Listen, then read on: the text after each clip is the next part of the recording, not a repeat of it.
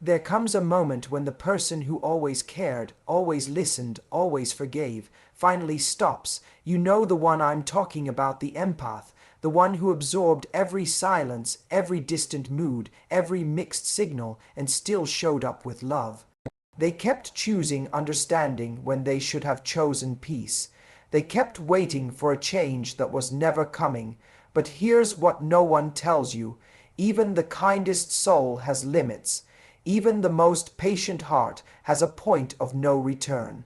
Because empathy without boundaries becomes self-destruction, and the empath, once they see this truth, they don't explode, they evolve. They don't shout, they go silent, not because they're angry, but because they've finally learned that peace is louder than chaos. See, when the empath is done, they don't seek revenge, they don't chase closure. They simply detach, and that detachment, that calm, confident energy, it terrifies the avoidant.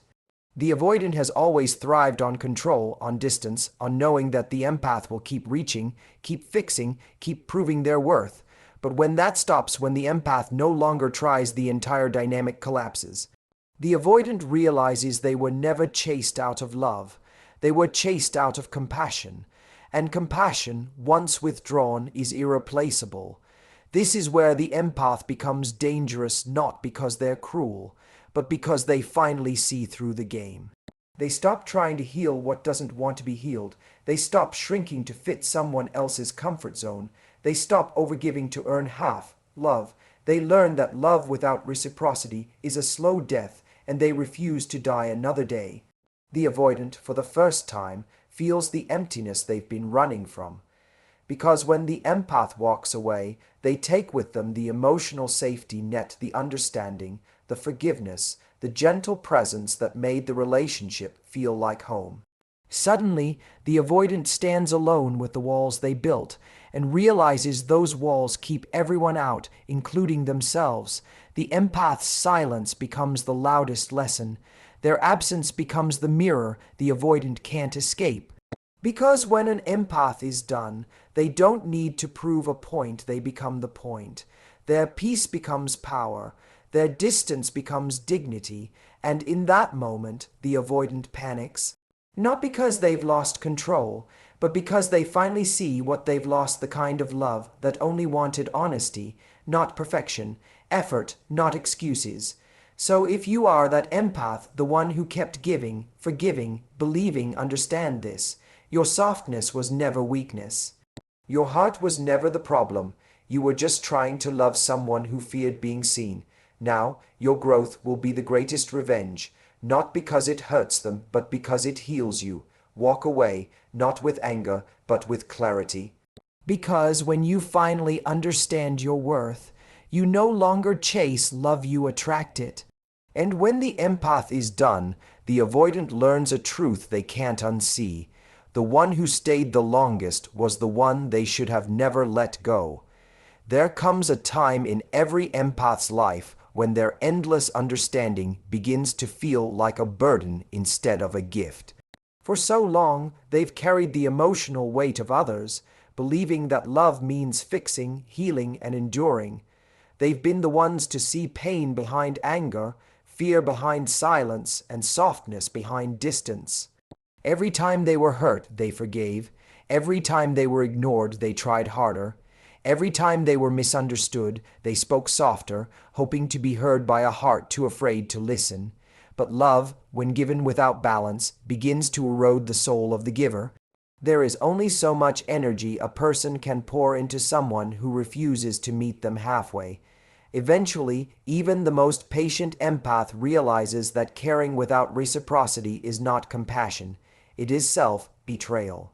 The turning point doesn't arrive as an explosion. It's quiet, it's subtle. It begins the moment the empath stops defending someone else's neglect and starts questioning their own tolerance for pain.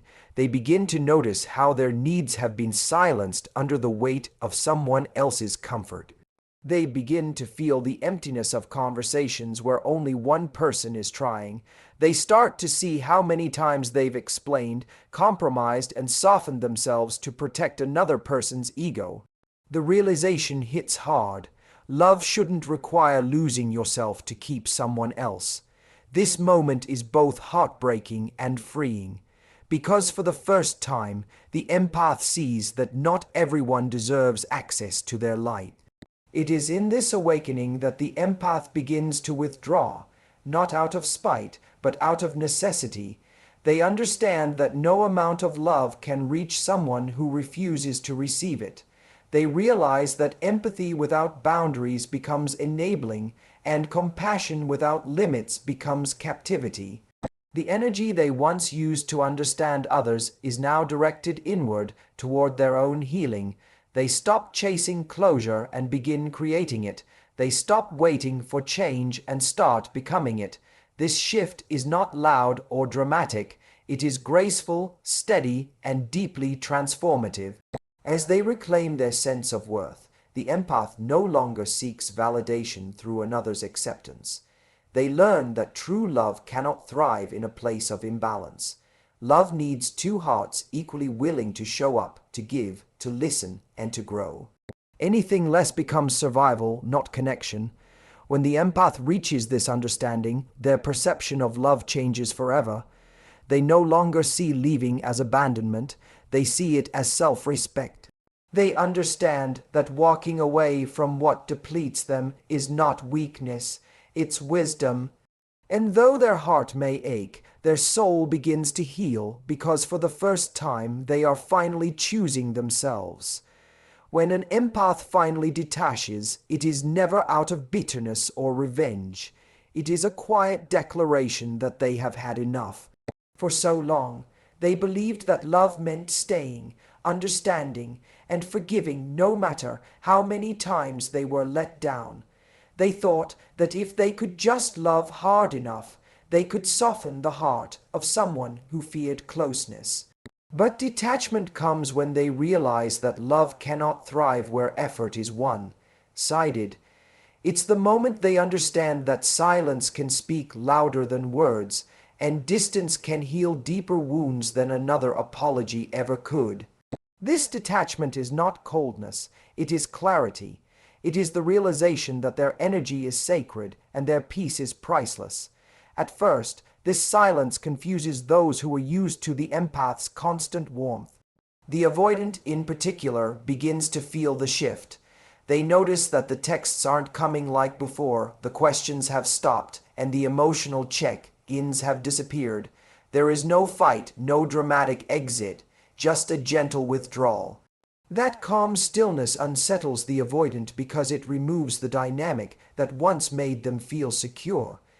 The avoidant thrived on distance, on knowing that the empath would always reach back. But now, that reassurance is gone. The empath no longer tries to explain their worth or beg to be seen. They have chosen peace, and that peace becomes a mirror, reflecting everything the avoidant refused to face. This detachment is powerful because it is rooted in self-respect. The empath finally sees that continuing to give where there is no reciprocity is an act of self-neglect. They begin to reclaim the energy they once poured into someone else's indifference. Instead of analyzing mixed signals, they turn inward and ask, "Why do I keep trying to prove my value to someone who cannot see it?" This question marks the beginning of their transformation. They stop needing closure from another person and start finding it within themselves. They realize that their silence is not empty. It is full of healing, reflection, and strength. What makes this stage so profound is that it shifts the power dynamic entirely. The empath no longer operates from emotion, but from awareness. They are not trying to change the avoidant. They are simply no longer participating in a cycle that drains them. Their absence becomes louder than their presence ever was. And while the avoidant may panic, trying to regain control or reestablish the old pattern, the empath no longer responds. They have understood that love cannot coexist with fear, and intimacy cannot survive without effort. In their stillness, the empath finds liberation. They begin to appreciate the quiet that once scared them. They learn that peace is not the absence of love, but the presence of self-worth. Their calm is not weakness, it is mastery. because when an empath detaches, they are no longer driven by emotion, they are guided by wisdom. And in that wisdom, they finally understand that letting go is not losing someone, it is finding themselves again.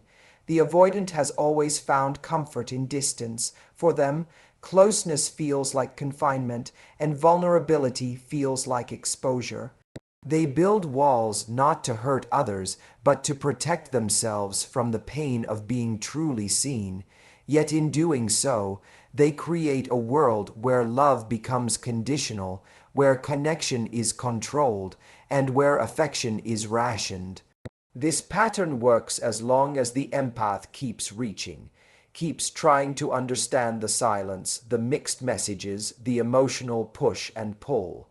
The avoidant depends on this pursuit, often mistaking it for power. But when the empath stops reaching, everything shifts. The control the avoidant once held begins to crumble, and the space that once felt safe now feels painfully empty. The avoidant is not prepared for the stillness that follows. They have built their identity around being pursued, reassured, and forgiven.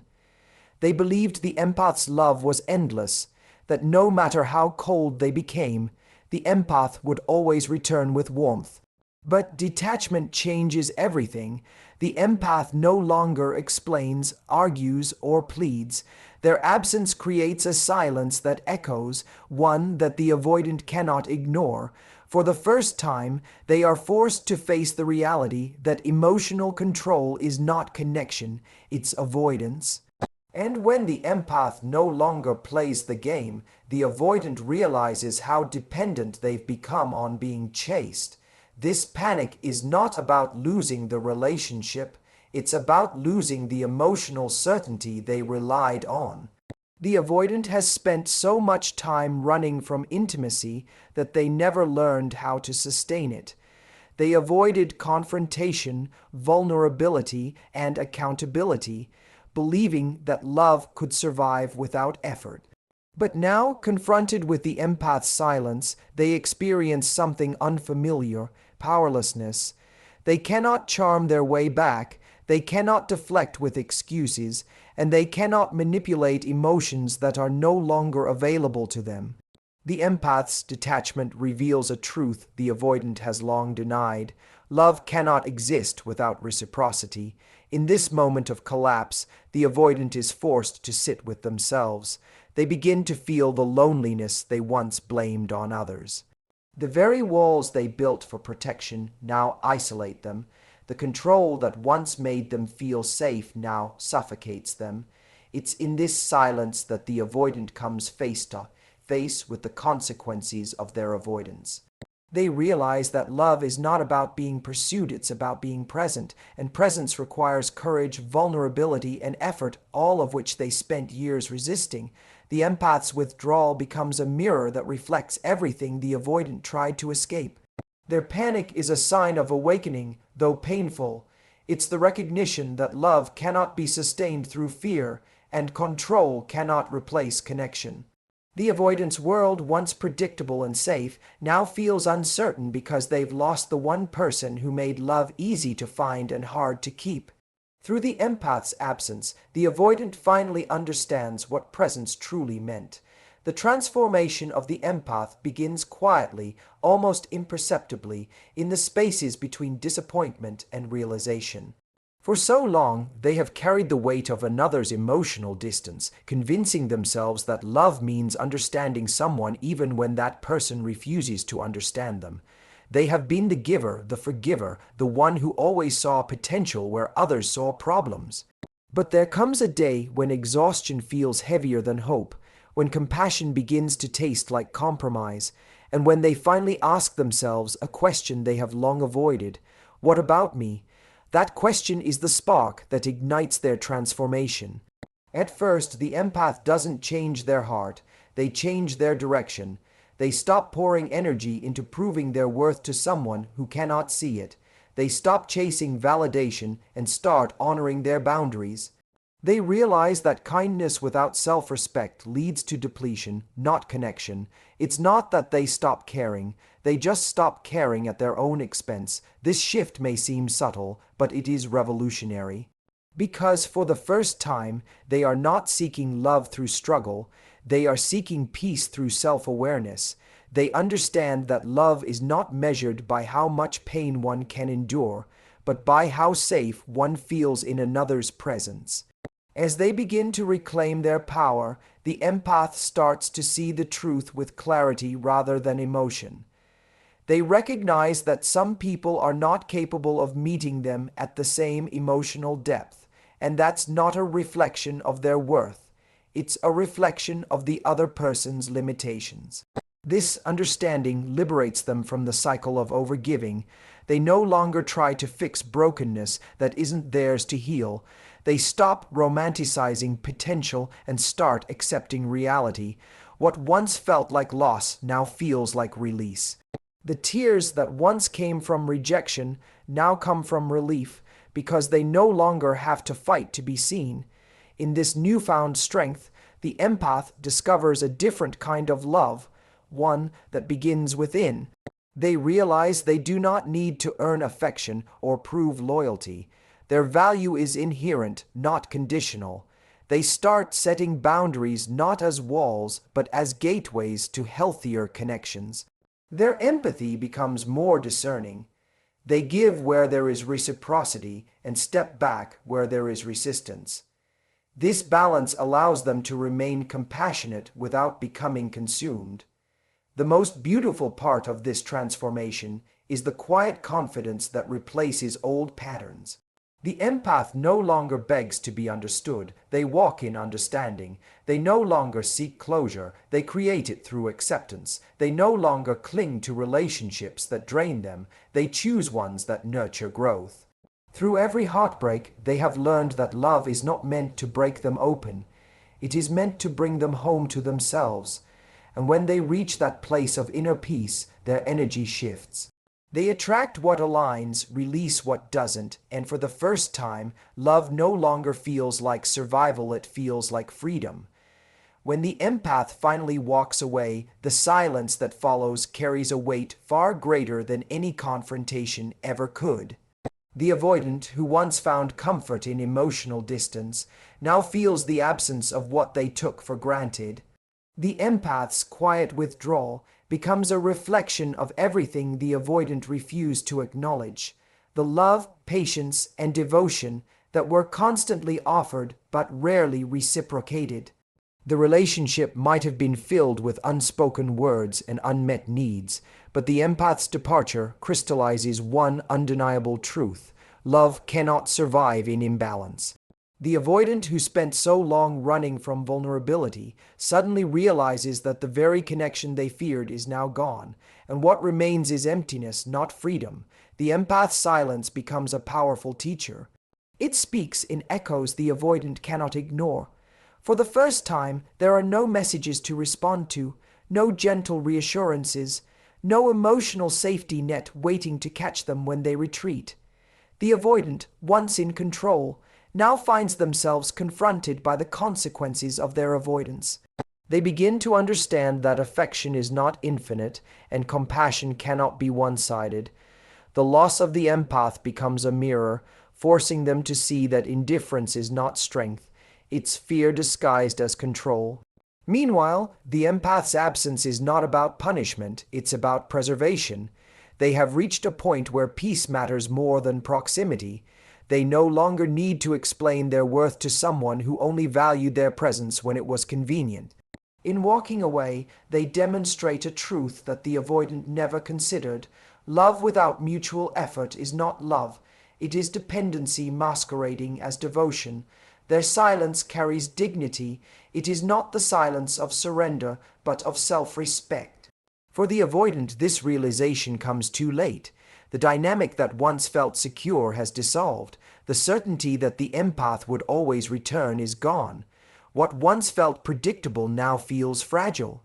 Panic sets in, not because they have lost control, but because they finally recognize what they had: someone who loved with depth, with patience, with an unshakable heart. They begin to see the beauty in what they once dismissed. Every moment of warmth, every act of understanding, every gentle attempt at connection now replays in their mind as a series of missed chances. The empath's growth, however, is irreversible. Their silence becomes their strength, their distance becomes their healing, and their self-respect becomes their shield. They no longer seek closure from the avoidant because their own evolution has provided it. The avoidant may now understand what presence truly meant, but the empath no longer needs their recognition. The lesson has already been learned. Love must be mutual, or it becomes a slow unraveling. And in this truth, the empath finds freedom while the avoidant faces the emptiness of their own making, a silence that will echo far longer than any goodbye ever could. In the end, this journey reminds us that love without balance cannot last, and empathy without boundaries cannot heal. When the empath finally chooses peace over pain, silence over struggle, and self-worth over sacrifice, they become a force of quiet power and truth. Their departure teaches not through anger, but through clarity, showing that real love begins when we stop chasing what hurts and start honoring what heals. Thank you for listening, for feeling, and for allowing this message to remind us all that sometimes walking away is not the end, it's the beginning of becoming whole again.